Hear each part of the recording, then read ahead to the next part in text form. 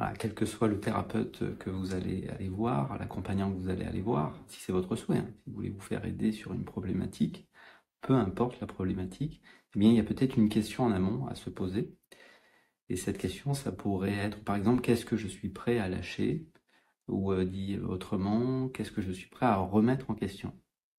Ça semble évident, mais c'est important en réalité de conscientiser que je ne peux pas réellement changer quelque chose, m'alléger émotionnellement s'il n'y a pas une remise en question. Et donc cette remise en question, eh bien, le thérapeute ne peut pas vous l'induire. Ce n'est pas possible.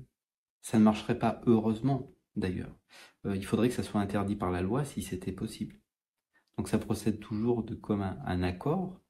Et puis naturellement, toutes les approches thérapeutiques qu'on aborde ici, c'est des positions thérapeutiques basses. C'est-à-dire, c'est, pour mal le dire, c'est un travail d'équipe.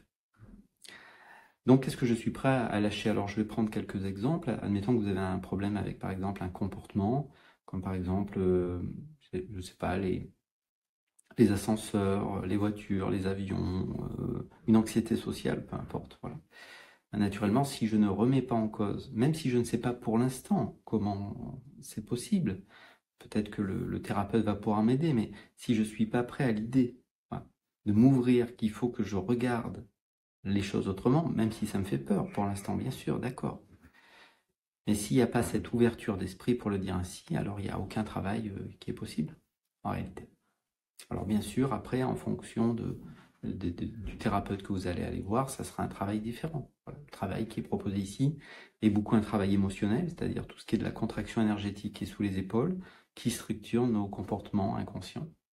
Donc, pour le dire autrement, plus simplement, plus vous allez être apaisé, calme devant la situation qui était problématique autrefois, et plus potentiellement vous allez pouvoir vous raconter une autre histoire par rapport à ce qui vous faisait peur. On pourrait vraiment aborder la stratégie des petits pas, c'est souvent en faisant les choses progressivement, et parfois en les répétant plusieurs fois qu'on se rend compte qu'on va les dépasser, et que c'est ok, c'est derrière moi, ça me fait plus peur. Et donc, on peut prendre un autre exemple. Si par exemple vous avez une relation difficile ou très difficile avec une personne, eh bien, il ne faut pas croire que cette personne va changer ou que le thérapeute va pouvoir faire disparaître cette personne. Ce n'est pas le cas. Donc, il en procède vraiment à un moment donné d'une remise en question, c'est-à-dire qu'est-ce que je suis prêt à... Qu'est-ce qu'il faudrait finalement que je modifie dans ma perception de l'événement ou de la chose ou de cette personne pour m'alléger. Voilà. Et on pourrait dire que, pour le dire ainsi, le monde répond un petit peu à comment vous vous sentez. On prend un exemple, si par exemple vous êtes en paix, tranquille, si vous êtes bien avec vous-même, eh bien, naturellement, la journée risque de se passer beaucoup plus simplement que si vous portez tout un tas d'anxiété dès le matin. Donc parfois, on essaye aussi de regarder si on travaille au bon niveau, parce qu'effectivement, parfois, on va évoquer qu'on a tel souci avec un collègue de travail, alors qu'en réalité, je suis dans une anxiété très marquée. Hein, je vais dire généralisée, c'est peut-être un peu fort, mais voilà, c'est là aussi où il faut que le thérapeute peut-être vous aide. Est-ce que je suis prêt à répondre à certaines questions que le thérapeute va me poser? Est-ce que je suis prêt à m'ouvrir à des choses que je ne veux pas aller voir? Même si, encore une fois, un thérapeute ne vous accompagnera jamais dans une direction que vous n'avez pas choisie. Donc voilà, avant de prendre rendez-vous, c'est important de se positionner. Voilà. Est-ce que je suis prêt à...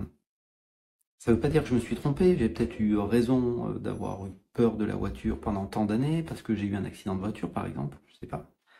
Mais est-ce que je suis prêt à repenser à l'événement, à me connecter à l'émotion, même si je ne sais pas comment on fait pour l'instant? Peut-être que c'est le travail du thérapeute, peut-être qu'il pourra m'expliquer comment je peux, une bonne fois pour toutes, revivre une dernière fois l'accident, la charge émotionnelle, et puis peut-être la dépasser en partie ou totalement.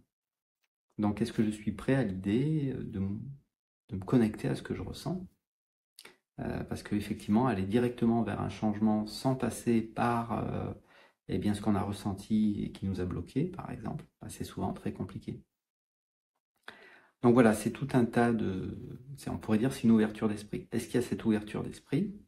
Est-ce qu'il y a cette remise en question qui est possible? Qu'est-ce qu'il faudrait que je me raconte? Qu'est-ce qu'il faudrait que je vive intimement pour pouvoir dépasser ma problématique? Est-ce qu'il me faudrait de la paix, de la confiance, de la tranquillité? Est-ce qu'il faudrait que je commence par mieux dormir? Voilà, tout cela, c'est eh bien oui, c'est ce qui va être abordé sur un rendez-vous, j'imagine, voilà, en fonction du thérapeute que vous allez aller voir. Voilà. Et ce travail, on peut le faire naturellement au cabinet, on peut le faire en ligne, ça marche très bien aussi, hein. Tout à fait possible. Donc voilà, si vous souhaitez, vous pouvez prendre rendez-vous en ligne, si c'est votre souhait. Voilà, mais c'est juste dans un souci de clarté qu'on fait ces petites vidéos, mais ça a l'air de rien, mais c'est important. Qu'est-ce que je suis prêt? Voilà, remettre en question éventuellement. Peut-être. À bientôt, voilà. Au revoir.